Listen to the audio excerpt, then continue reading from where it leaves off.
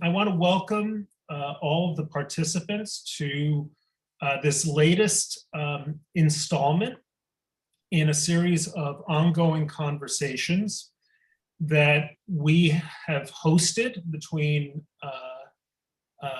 authors of essays in our new journal, Sapir, which is published by the Maimonides Fund, is intended to be a limited run 4-issue journal of issues of pressing concern to particularly Jewish leaders. That is really our focus, to look at, to speak to readers who are in positions of leadership, lay leadership and otherwise, in the Jewish world. Our first issue was on the subject of social justice. We had some superb essays there. Our second one, where Thane Rosenbaum's essay appears, is on the issue of power. The third issue of Sapir, which we're working on now, is on the subject of continuity. I know a somewhat fraught word in the Jewish world. And the fourth one most likely is going to be on the subject of aspiration. So that is the overview. But what I'd like to say, oh, someone is telling me in the chat that I should clean up my desk. That's good advice. That's unlikely to be taken, but I appreciate it all the same. Thane, your essay in our second issue of Sapir, The Eclipse of Jewish Cultural Power, I thought was just really on fire. And I urge anyone who is listening on this call who hasn't read it to read it as a matter of priority as soon as the call is over. It's Sapir Journal, oneword.org. But your theme is that something has happened into the place that the places that Jews had held in American cultural life in the last 70 or so, maybe 80 or so years, certainly in the post-war period, up until the present, that there's been a displacement. And a displacement by something that isn't necessarily better. Can you just begin by just laying out for those who are on this call, what do you have in mind? Well, before I do, Bret, I want to congratulate you and the Maimonides Fund on Sapir. I really admire the Maimonides Fund for taking this opportunity to produce this 4-journal conversation on a number of Jewish themes, and they clearly picked the right guy to be its editor-in-chief. So I'm grateful to have been in it, and I'm proud that we're doing it as a culture and as a people. Speaking as a culture and as a people, historically Jews thrive in liberal culture, and we are seeing increasingly a diminishment of American liberal culture.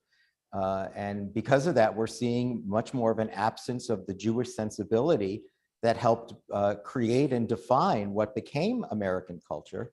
What do you mean by liberal culture? Define that for us. Well, because that's a term with different meanings. It's a good question, right? But we're the opposite of what we understand nowadays as progressive politics, right? We're talking about liberal culture in its openness, its open-mindedness, its broad-mindedness, its respect for freedom of speech and open inquiry and fairness, fundamental fairness, and a reliance on individual merit. These qualities are very much the essence of liberalism from the time of the Enlightenment, where Jews stepped in very quickly in Holland and were benefactors of Rembrandt. And this is what Jews do. If you let Jews be Jews in an open liberal society, cool shit happens. It's good. It's a good thing. But we're living in an increasingly closed off society of resentment and denunciation and bitterness. And it's not good for American culture. And it is certainly not a time that enables Jews to be Jews. When did you first start sort of getting a sense of a transformation in American culture? Was there an inflection point, a turning? Well, you know, Brett, unfortunately, unlike you, I've spent far too much time in my professional life in universities. So I have seen this for 30 years. I've seen it get worse every year in universities. And not just where I was at, but where colleagues and friends were at. So, you know, I always knew that this was out there. I'm often wrong, as you know, and I was wrong here because I just assumed the essence of these ideas that were, you know, poison for liberal culture, poison for academic freedom, and the term of art, you know, liberal arts education. Today, liberal arts education is a complete misnomer. There's nothing liberal about it. And there's nothing about that allows for the creation and development of art. It's the opposite. We're living in an age in which, this focus on equity and inclusion is a recipe for mediocrity, not for the creative imagination and intellectual energy that has been, fostered by Jews. So what I would say is I saw this in universities, but I was wrong in thinking that it would be confined to universities. And what has, yeah. Dig a little deeper there, because I think you had a particularly fascinating experience that's connected also to your views about Israel. I remember an op-ed you wrote that garnered huge controversy back in 2014 about the Gaza war. Now, what happened at universities in some ways, you think it ought to be counterintuitive, because the very people who are entrusted with keeping liberal institutions liberal enjoy the benefits of tenure, all the protections that go with it. A culture that's supposed to be dialogic, skeptical, disputatious, open and free. None of that actually happened. It all sort of folded, and it, in your from your vantage, teaching law and subjects in the cultural field, what was that? Was that a capitulation? Was it cowardice? Was it ideology? It's very hard to understand. When you look back, you say, well, it might be the end of isms, communism, post-structuralism, deconstruction, the Frankfurt School, which is essentially all, morphed into what we now know as critical race theory. All of those isms seem to be wiping out. And so what we're left with now is kind of moral relativism and anti-colonialism. That's really what I would say defines, and critical race theory defines university life today. And what your point is, yes, the very people that should have been the guardians and custodians of free speech and academic freedom decided that academic freedom only means that you're free to believe what we believe. You're free, to adopt the intersectional point of view, the woke view, the world of what we know today as the politics of identity. That's where your freedom lies. So for instance, my life was largely miserable at NYU because I was a pro-Israel writer and thinker. And that's just something that is simply not tolerated. So what we understood as, citadels of expansion of the mind, the embracing of ideas, became closed campuses that were walled off to create safe spaces.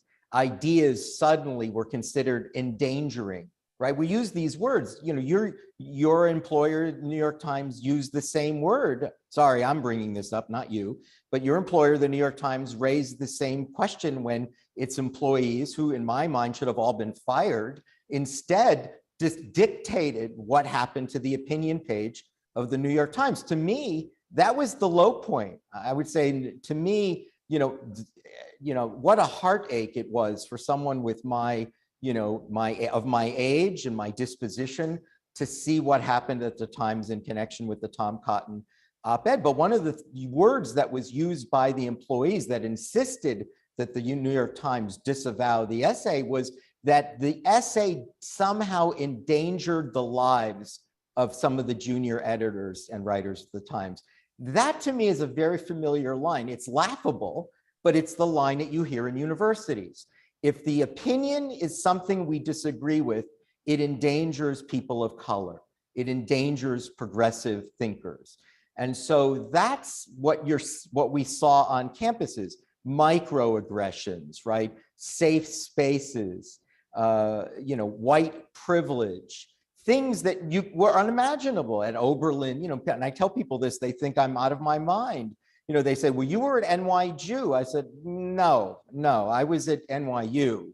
The Jews at NYU are either both students and faculty afraid to speak up, or they are leading the charge to demonstrate through sort of acts of moral narcissism of their virtue. Look at me, I hate my people. Look at me, I'm a critic of Israel. So what we are seeing today in the broader mainstream culture, in publishing, museums, mainstream media, what we're seeing, is the university writ large, something that people like me thought would never leave the campus, somehow overtook everything. Some of it, I have to think, had to do with Donald Trump. Some of it, I think, had to do with COVID. We let our guard down. This was all happening at the same time.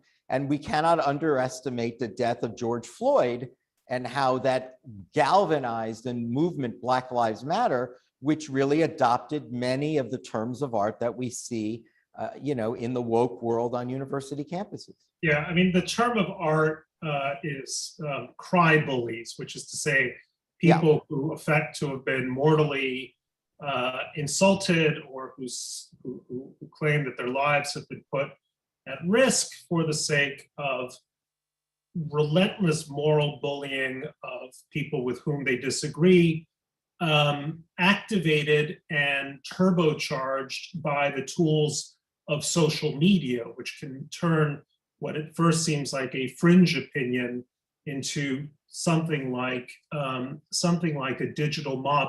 I want to dig in a little deeper, obviously, because Sapir is a journal of Jewish conversation, about two aspects that you raised with respect to your experience at NYU, which is at least a fraction of the Jewish community at NYU very much joining forces with, and again, this is for want of a better word, but I think everyone on this call understands what it is, sort of woke culture. That is to say, culture defined by the theory, critical race theories, notions of intersectionality, the Manichaean views about the powerful versus the powerless, and certainly a very definite view on Israel. There was that side of the Jewish community. And then just as interesting to me is the other side that you seem to describe is a lot of faculty and students who were afraid. Describe the nature of that fear. Right. Well, let me just start off by saying that, the first category, the first category is just a better career move.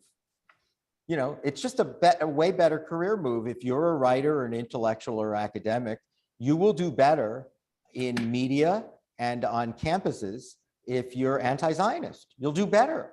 By the way, Bret, when, aside from, I consider you one of my best friends by far and a brother in many ways, when you won the Pulitzer Prize, I mean, you didn't notice this, but I was dancing the horror at my apartment, because I thought it was shocking.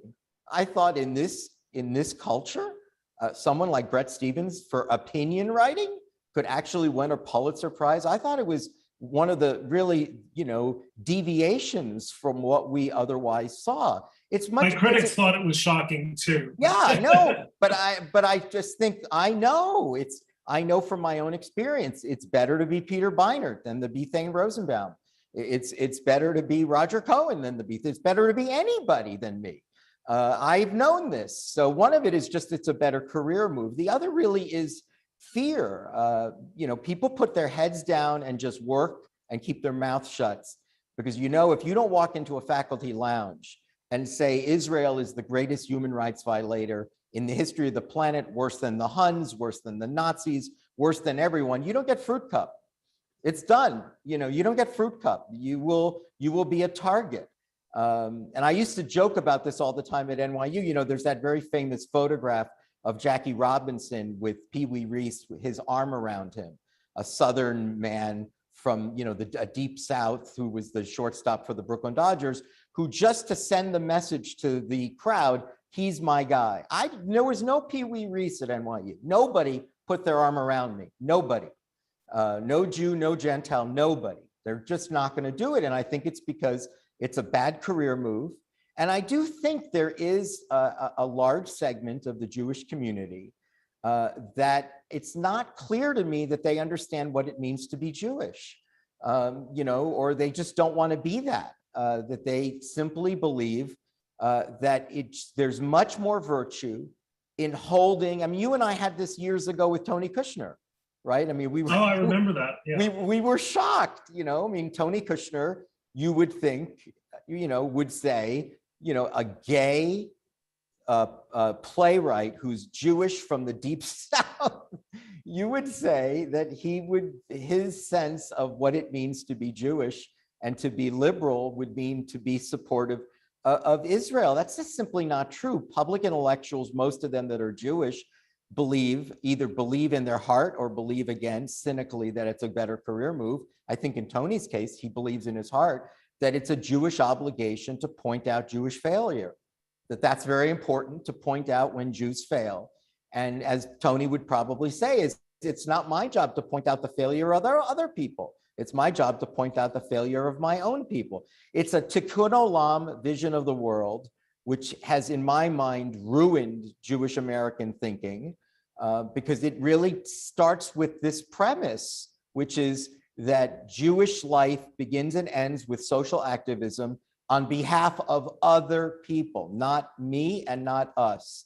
And that's where the virtue of being Jews means, to join the social activism committee of my community and be the first one to march in a Black Lives Matter protest. Right. And it's actually gets at a kind of a deep dilemma in Jewish life and Jewish ethics, which is, you know, on the one hand, of course, it is self-criticism is a virtue.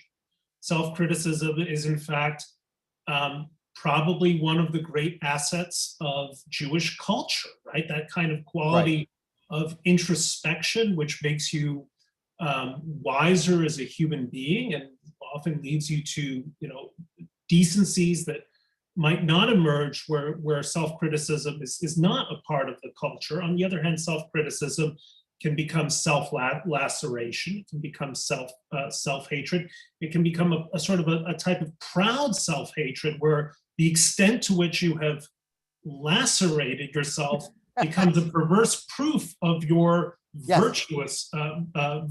And it's the same with concepts of power. I mean, Judaism distinguished itself 4,000 years ago by attaching an ethical concept to the idea of power, that might doesn't make right, but rather that right potentially can or should or ultimately does make might. The problem then is that if you have such a almost, one would say, neurotic or at least difficult, complicated relationship with the idea of power, you are likely to celebrate the notion of powerlessness, either because you think you deserve to be powerless or because there is a virtue inherent in not being burdened by the moral choices of power. And this is part of this kind of warp and woof of Jewish identity. But I want to move a little forward in your essay. I mean, you're talking about universities. You mentioned the media. This is really happening across the board in every aspect of American culture. Corporations. And so describe, you know, I mean, you're also a novelist. You have an aesthetic sensibility. What is this doing to what we think of as American culture? Well, thank you for reminding the community I'm a novelist. I have a new novel that I'm afraid to show my agent because it's set in Harlem and it has African-American characters in it. I just know it's I should clarify that you lived for as long as I knew you in Harlem, up until a few years ago when you moved to to Brooklyn. Yeah, I spent a dozen years in Harlem. I know a lot about it. And I have a new novel out that I'm like still toying with. I don't want to finish it because I know it couldn't possibly be well received. How is this Jewish guy writing about Harlem? How is this guy have African-American characters? Who is he? Again, it's a fundamental misunderstanding how art is created, right? Art, requires, the capacity for empathy and the capacity to enter new worlds, unfamiliar worlds. That's the whole point of what art does. And that's what the creative imagination, that's what it means to reimagine and reinvent and to represent anew. These are the words of the artist, of the novelist, and they're not words that are respected in a world of inclusion and equity, where to speak in the voice of someone else is to steal from them. To have a Halloween costume or a Purim costume is if you're dressing up in the identity of another person, is expropriation, is theft. So yes, I just want to remind our viewers of the great line attributed to T.S. Eliot, who, by the way, was an anti-Semite and a great poet. The two things can actually be true. He said something and like, you don't see Jews canceling him. He said, inferior artists, or he said, inferior poets plagiarize, great poets steal. It's one of my favorite lines. And it's, what you're saying is a point that seems to me so fundamental, because if you stop to think of the kind of art that cannot be produced today, right? It's staggering. The reason I was I saw you smiling. I thought he's got something. Well, no, it's somewhere slightly off screen, but I've been thumbing through an old copy of the Confessions of Nat Turner by William Styron. Bill Styron. Yeah. A luminous effort by a white author to enter the mind and world of Nat Turner, of course, the great Black leader of the slave revolt in the late 1820s, early 1830s, which I think won a Pulitzer Prize, or certainly the National Book Award, and was widely celebrated when it was written. You can't write that book today. Blazing Saddles, to take another example, is a movie that, of course, pokes hilarious fun at racism, right? But it's very difficult to imagine Mel Brooks getting permission to make a movie that was as both funny and as satirically brilliant as Blazing Saddles today. You can go through almost every... I have another one for you. Steven Spielberg made Amistad. Can you imagine that today?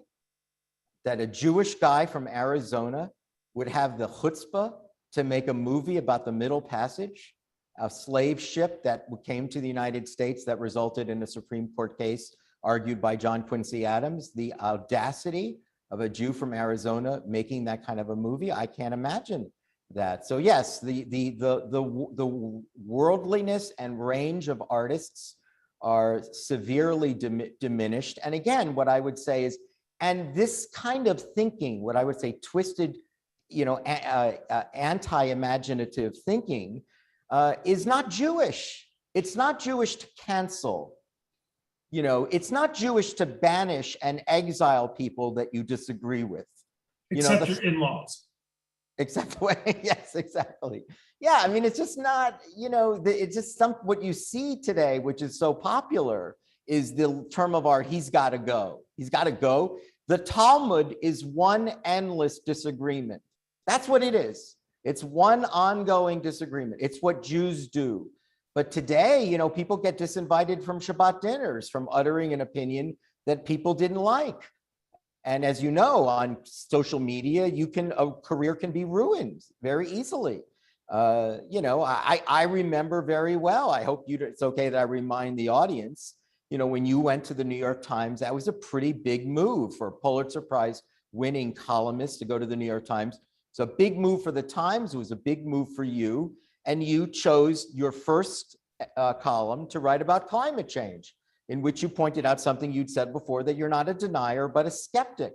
And the skepticism alone resulted in a petition to have you fired. 40,000 people signed the petition. Who are these people? Who are these people that actually think that that's an appropriate? It was only 40,000. I felt that was You're right. it was, yeah, and I'm thinking, who are these people that don't understand what a columnist does? This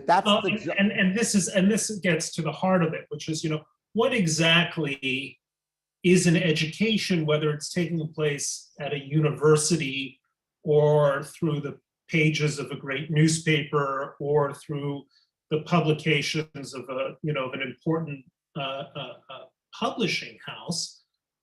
Well, it's either an effort at ideology and indoctrination, or it's an invitation to an open-ended conversation. Right. And I think it's that concept of the open-ended conversation. And I hasten to point out that the subtitle of Sapir is a journal of Jewish conversations. The idea of a conversation is that it's ongoing and that by its very nature requires a kind of dialogic element, an element of tension, an element of the unresolved, in order for it to be possible. But I want to move forward, Thane, because your piece is not simply analytic; it's also prescriptive, and I think it's the prescriptions which I really find sort of incredibly important and compelling.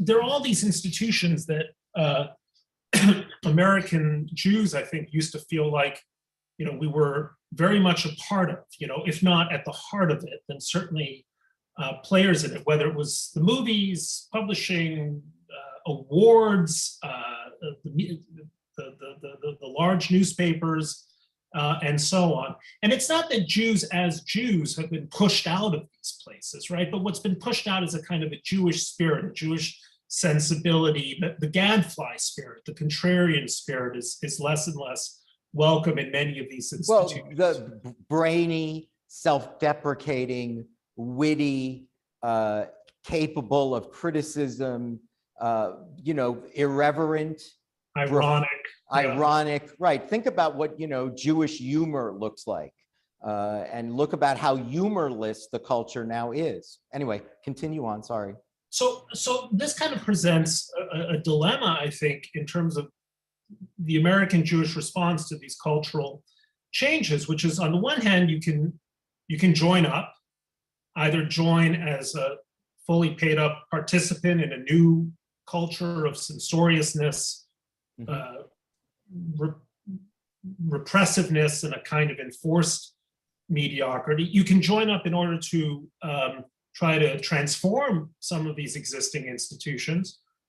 But you're suggesting something entirely different in your essay, which is to rediscover where we were, to rediscover, refashion, reinvest in, and reinvent the institutions out of which so many American Jews had come before sort of taking the high ground of the mainstream institutions. Newspapers like The Forward, right? A Yiddish newspaper 100 years ago, still there. Jewish or Yiddish theater, Jewish publishing houses, the little magazines of the Jewish world, Commentary, Tablet, Mosaic, and so on. That there are these sort of institutions which Jews feel, I think many Jews felt like we'd sort of left behind, that are there for rediscovery. So talk a little bit more about them.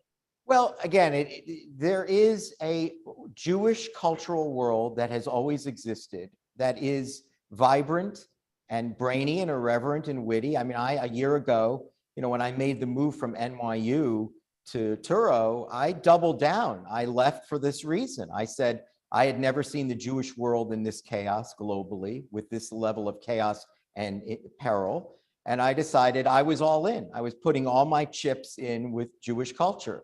And that was why I left Arturo. I immediately took a job with the Jewish Journal of Los Angeles. As you know, I write a twice monthly essay for them. And that's, they had just recently won the award for best Jewish newspaper in the country by the American Jewish Press.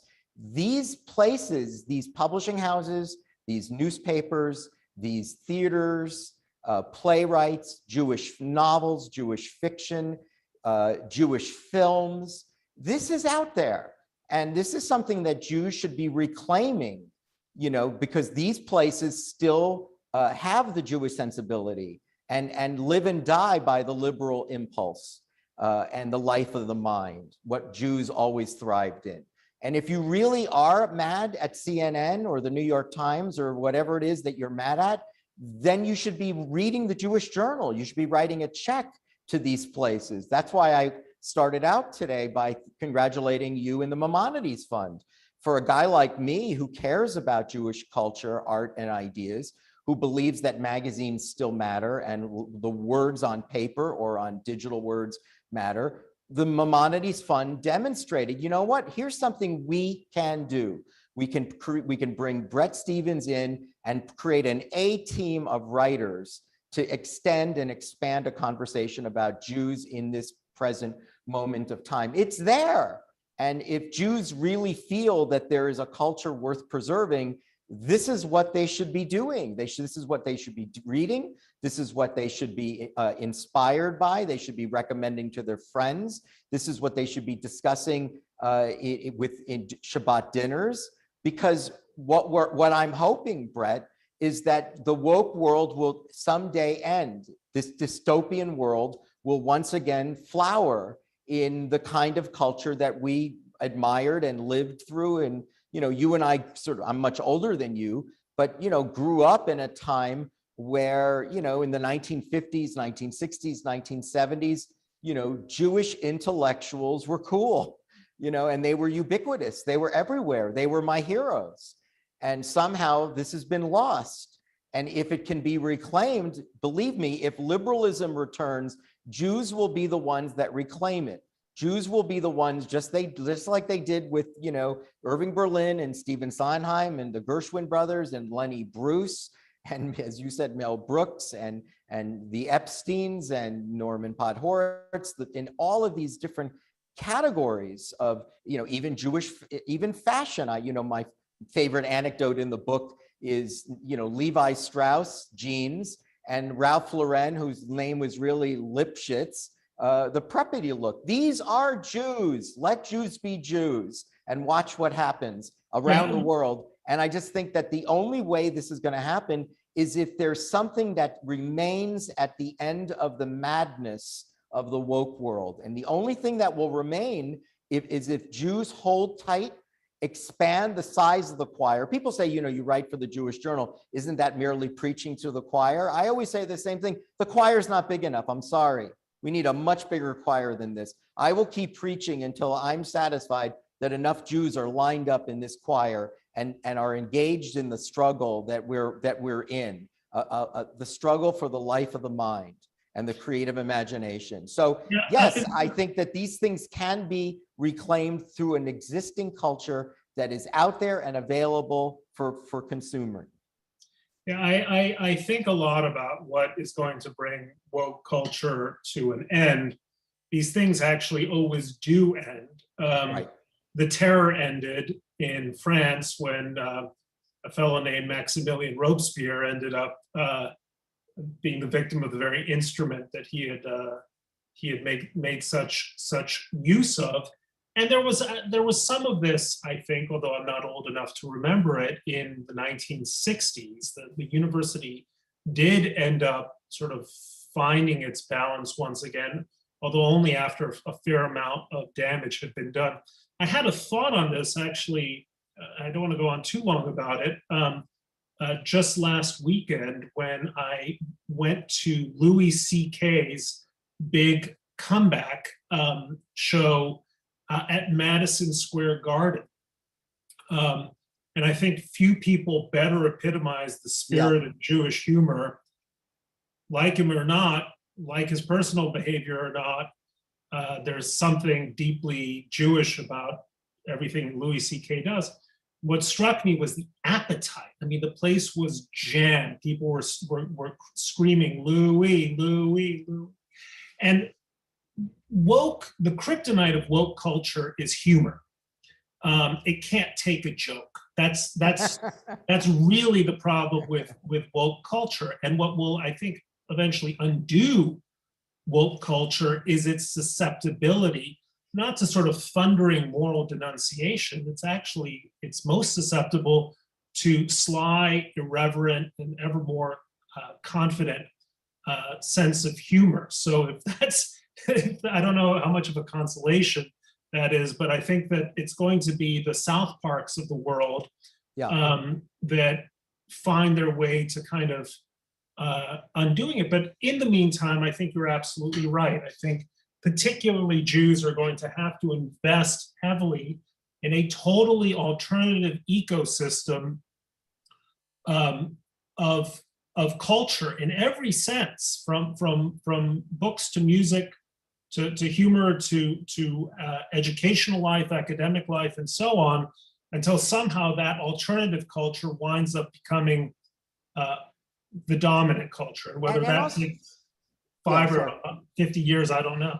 And Bret, you and I actually participated in something where we witnessed where a Jewish community can rise to the occasion.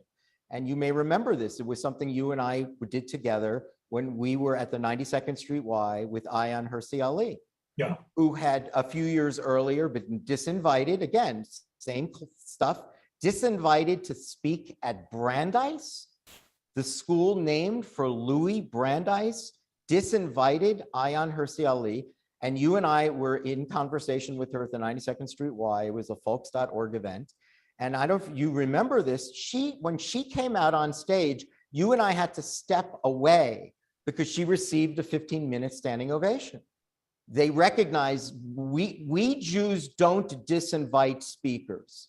We don't banish intellectuals.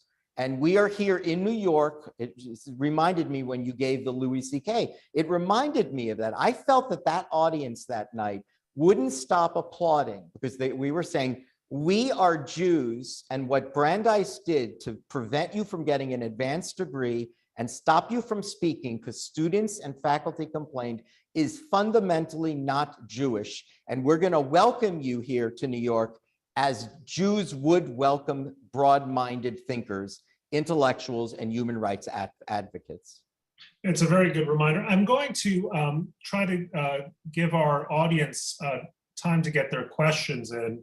And so I'm starting in no particular order here. And again, forgive me to the people who put questions into the Q&A function if I don't get to all of them, but we'll do our best. Deganit Rubin says, reclaiming these elements of Jewish culture still doesn't address the anti-Zionism that is such a big part of the problem. Anti-Zionist Jews would disagree with the idea of reclaiming Jewish intellectualism, but how do we reconcile this with supporting Israel? Well, you know, you're the better person to answer that question, but let me, and I want you to, but I would disagree that the people who believe in reclaiming Jewish culture could be anti-Zionist. I think the Zionists are the people. It's the same people. It's not divided up. If you are a Zionist, you believe in liberal culture. You know, if you're an anti-Zionist, actually, I don't think you do believe in reclaiming Jewish and liberal culture. There's something about you that fundamentally has a blind spot that looks at a democratic state like Israel that had an Ethiopian Miss Israel and has had 3 Arab Supreme Court justices and somehow see that as the problem in the Middle East. You're not in favor of liberal culture. There's something about you that is opposed to both Zionism and liberalism at the same time. No, that's true. And one of the contributors for our next issue, Liel Leibowitz, has a superb essay in Tablet on this fundamental distinction, Zionists and anti-Zionists. And of course, the libel of Zionism, the libel held against Zionism is that it is illiberal. In fact, it is the precise opposite. The only chance for liberalism in the Middle East lies within Israel. And the only true liberals that I know of in the West today almost uniformly identify themselves as Zionists. Let me go on with a few more questions. Let's see. Well, there's one for me. I'll answer it briefly. Linda Geller-Schwartz asks, in light of this discussion, can Bret Stephens explain why he's still at the New York Times? A question I've heard echoed by many people. I guess my answer to that is whether you love it or, more likely, if you're on this call, hate it. The New York Times is the most important newspaper in the world. It has a tradition that includes people like Bill Safire and A.M. Rosenthal of having dissenting voices that also happen to be pro-Israel voices on its editorial page. I don't consider myself the equal of Bill or of Abe Rosenthal. They are, they were great, great men. But that's a tradition that I think ought to survive and is important. So I hope that addresses Mrs. Geller-Schwartz's question. But you can have a New York Times with Bret Stephens in it, or you can have one without it. And as I point out in the essay, Bret, and maybe it's better to have one with it. But we'll see how long that lasts. Who and knows? The New York Times was started by a Jewish person. A Jewish person, Adolf Ochs, who believed that it should be a newspaper that gives voice to all shades of opinion. And I think that remains all the more important today. Although, it's a perfectly reasonable question. And since this is about Jewish conversation, I wanted to take on that question. Mark Charendorf, who of course leads the Maimonides Fund, writes, part of Thane's article was a call for serious funding of Jewish culture, but the conundrum for potential investors is that much of culture is dominated by progressive voices, and cultural institutions resist input or direction from funders. So our choices are to sit it out and fund, but not have influence, and possibly strengthen voices we don't align with. Not a question, but a very valuable point. Do you want to make a comment? I would simply say to Mark, again, I congratulate and grateful to him for the deployment of Maimonides funding for Sapir. But I would say that if the culture that we are in today is severely facing an oxygen debt. It's choking on itself. It's choking on its own repression. And so if there are Jewish donors, I think they should absolutely withhold their funds from universities, from cultural institutions that are avowedly illiberal and anti-Semitic and anti-Zionist. You know why? They will die of their own mediocrity. And then the only one that'll be around is the Maimonides Fund. The only people that'll be around, they're Jews that continued to play the Jewish long game and did so within a liberal Jewish culture. And then it'll be a new world again, and let Jews penetrate it again and build it up from scratch. Another question. This is from Rachel or Rachel Shankman. Is there a way to find balance between the best impulse behind equity, inclusion, and diversity, attempts to raise awareness of important societal issues, and the challenges both of you raise? Thane? This is the thing that I hear about critical race theory all the time. They say, oh, no, you keep misrepresenting what it is. It's really only about teaching of history. And I thought, I can't think of anything more disingenuous than that. I mean, to me, when you hear that, what they're saying is, well, no one knows about slavery. Nobody knows about Jim. What are you talking about? We mean no one knows this? This isn't being taught. And I just think that this idea that no, liberal culture has always had an opening. That's the whole point for the very issues of inclusion and equity. This is something that liberal culture, this is where it would naturally find a voice. And instead, what we're saying is the only way equity and inclusion those ideas could be understood is if you shut down liberal culture and only allow this to be spoken. If you prevent some children from taking advanced math, if you basically take a look at disparate impact and say, this can only be because of racism, it has nothing to do with anything else. I think liberal culture has absolute room for these other disparate voices, and those voices have a place. It's not like they have been, look, let me just say this, you and I, we've never talked about this, but it's always shocking to me that people don't know who Thomas Sowell and Shelby Steele are. I can't believe that. They're out there, they publish books, they publish essays, but you're not allowed to know who they are. And I know the vast majority, I fear, of people on this call have no idea who either of them are. And I suggest I'm guessing the vast majority of people on this call do know, but you're right. Maybe this particular this is an elite audience. Yeah, you're right. This particular call. But I would say the fact that the progressive world has done everything possible to shut them out and to shout them down is a really good example of, well, the culture allows them to write. They get book deals. They get to write essays. They're simply never elevated. They're never introduced as, here's an opinion that you might not have thought about. But they're there. They exist within the liberal culture. They've simply been marginalized. Yeah, it's, you point out in your essay that one of the first publishers that James Baldwin found was Commentary magazine.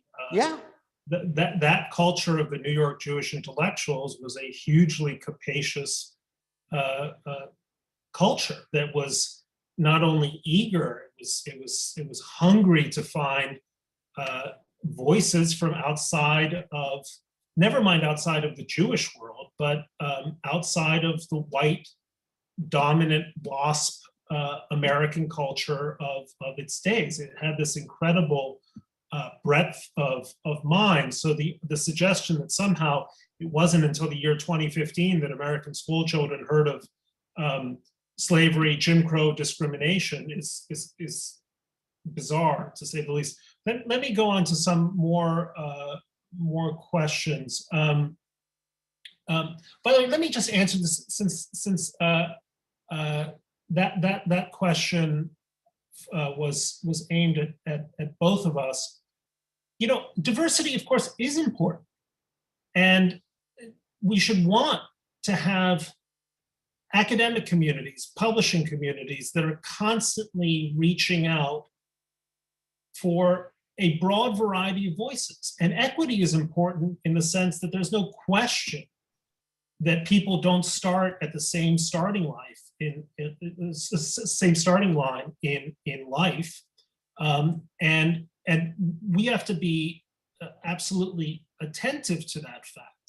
But we're attentive to that fact in the service of liberalism, in the service of creating more of a cacophony of voices, in the service of a broader variety of views, not in the service of a kind of a bizarre uniformity and an effort to level everything so that it's one and the same thing. So in theory, of course, the idea of diversity, equity, and inclusion, okay, well, it's inarguable.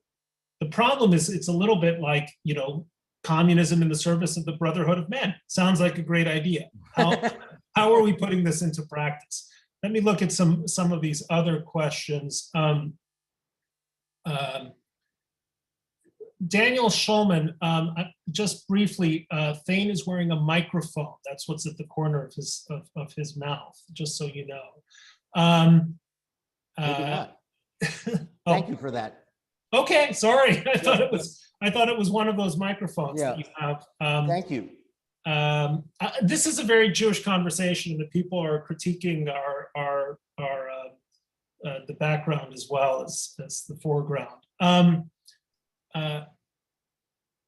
Okay, while Jews, Ellen Heyman asks, while Jews are part of liberal values, an increasing number of Jews are essential to the so-called progressive attack on it. What do you make of this? I'm sorry, say it again, Brett. So Ellen Heyman asks, while Jews are part of liberal values, an increasing number of Jews are essential to the so-called progressive attack on it. or on them rather. What do you make of this? You know, I named this a number of years ago in an essay. I called it moral narcissism. And what I think it means is that there is this impulse to say, look at me, I'm a Jew, but I'm critical of my own people. Look at me, I planted a tree in Israel when I was a little boy, but I can no longer love Israel. And there's a narcissism about that, as if Israel could care less who you love and who you don't love. So I do think that there's again, it has a lot to do with a kind of, in my view, disparagingly saying it, tikkun olam view of the world, in which the demonstration of Jewishness comes not from the Torah, comes not from ritual, comes not from, basic, intellectual life. It comes from activism on behalf of others and criticism only of yourself. So I don't know, you're right. I mean, I look at this and think, for all the Jews that marched in Black Lives Matter a summer ago, I don't remember anyone from Black Lives Matter stepping up when Jews were being beaten up in the streets of Los Angeles and Seattle and the Diamond District of New York. I don't know where that was. And is there any even fundamental reciprocity, or what we really say? And aren't the Jews who marched in those Black Lives Matter, don't they feel cheated?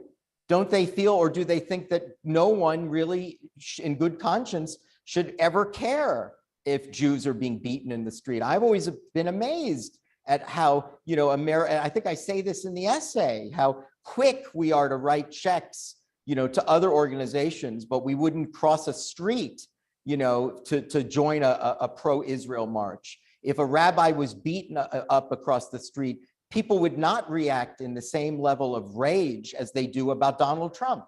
I'm saying, really? Jews would not respond in the same way if they saw rabbis being beaten in the street, but instead their hatred of Trump is so great. That's where they reserve their emotion. So I don't know, I'm not a psychologist, I don't know where this comes from. My guess is it's not new. My guess is, we saw this with the Exodus from Egypt. We saw examples of Jews who seem to not get the concept that they will not be loved no matter what they do, that they can't ingratiate themselves enough, that in the end, the Jews that received war medals in World War I for Germany ended up, in gas chambers as well. And having those medals impressed no one in the Third Reich. So a few more questions, and I'm sorry that we're not able to get to all of them. And some of these questions are really above my head. Someone asks, do you see a role for neuropolitics, political neuroscience in combating anti-Semitism? I don't even know where to, I'm not quite sure what neuropolitics is or are, but I'd love to hear from Mila Kishko if she wants to send me a message so that we learn a little bit more about it. Aubrey Glazer writes, how do you distinguish between the Jewish call for empathy to powerlessness and the call to justice? Is there a third way out of the binary that the negative dialectics of Adorno would have hoped for? Oh, Adorno, yeah. We're back to the Frankfurt School. That was Teddy to the two of us, but yeah, exactly. Look, Moses was the lawgiver, right? It's not like Jews don't understand justice. Jews were at the forefront of the civil rights movement. A Jew represented pro bono, the Scottsboro Boys, all the way up to the Supreme Court. Jews were the founders of the NAACP and the NAACP Legal Defense Fund. When Thurgood Marshall was appointed to the bench, he handed over the Legal Defense Fund to Jack Greenberg, a Jewish lawyer who then held on to that position for 30 years. It's not like Jews don't understand justice. The point is, can Jews somehow find ways to moderate their understanding of justice without being unjust to themselves? In capitulating to a vision of justice that is one that I'm not sure Moses would have recognized or Martin Luther King. I think this is probably going to be our final question, just because of time constraints. But Leah Paulin asks, can we assume that the majority of young people on the college campuses today have the same Jewish sensibilities, background, and neshamas as people like you, so they will be involved in bringing about the changes we're talking about? As children of parents involved in woke culture, they may not have the Jewish souls and goals you are speaking about. Do you want to address Leah's question? Leah, I think they have the genetics. I just don't think they have the will or the courage. It's not their fault. You know, I always say this, the kids at campuses that join Students for Justice in Palestine, they have a C- average and they're never getting to med school. Jews want to get into med school. You know, life is too short. They wanted to get into med school. They want to get into law school. I see this all the time.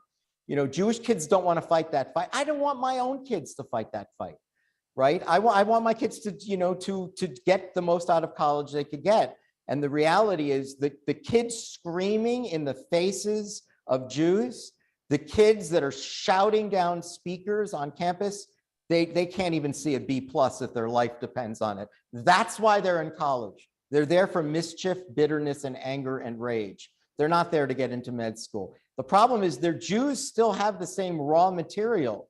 The question is, you know, do they have the will or the interest to fight back?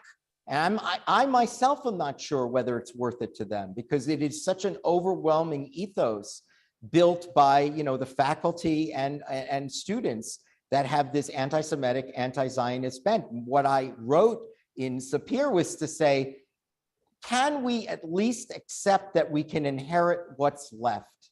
Let's make a pact that we can inherit what falls at the end of this, when all those walls come down, that we'll still be here with the same, you know, aesthetic impulse, the same Jewish mind, neshama, the sensibility, the wit, the irony, so that we can inherit what's left. That's what I hope my essay was about. That's what I think Sapir ultimately is about. And I hope that's really what the essence of this conversation is about. Well, on that note, and in the interest of time, Thane, I think this was a superb conversation. I suspect that many people on the call would gladly go on for another hour or two. I want to really thank the people who participated on this call, whether you were asking questions or listening in or offering comments on various things extraneous to the conversation. It's delightful to have you. As I said, Sapir is, by our own conception, a journal of Jewish conversations. That's what I'm trying to do as its editor. That's what the Maimonides Fund is attempting to do as its publisher.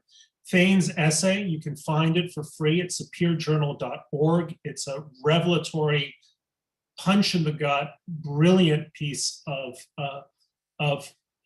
polemic and real soul searching, and I think a really important contribution to our common American, our common liberal, and our common Jewish culture. So thanks for listening in. We will be having more of these conversations. I hope you participate in future ones. And we're going to find other ways to expand this forum of eager writers, speakers, participants, to make this the richest type of conversation we can have. So thanks again, and have a lovely rest of your day. Thank you, Bret. Thanks, everybody.